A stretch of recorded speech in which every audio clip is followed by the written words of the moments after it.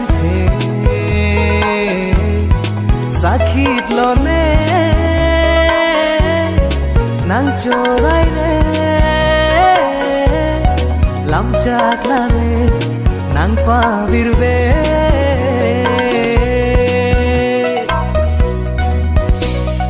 nang niki ju kang hondo pu ahok lu mau bom sing abin pu ni ka birti nang phansi ni panu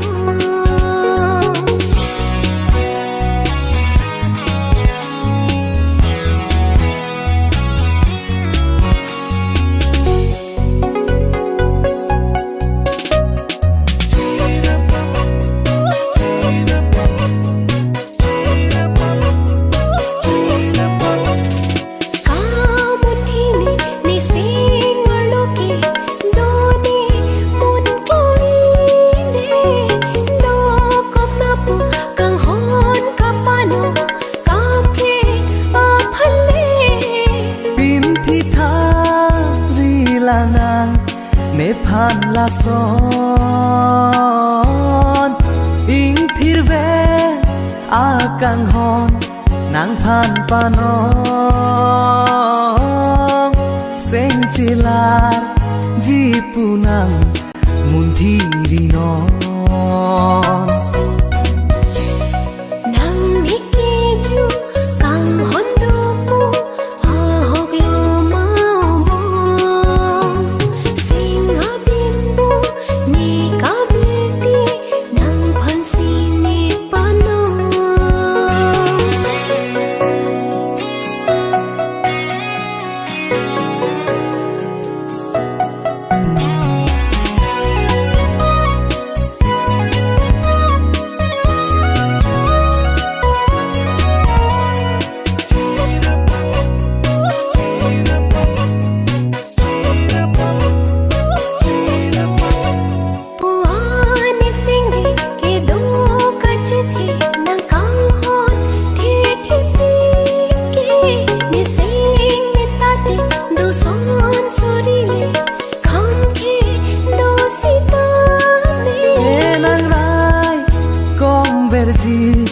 lanan chithe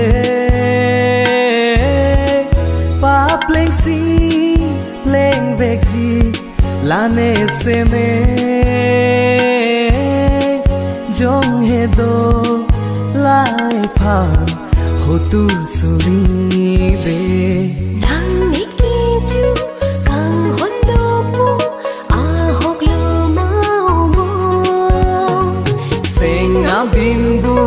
ne ka birti nang phansi ne pano ahok lo de la ne lam the sakit lo ne nang chorai ne lam chak la ne nang pa virve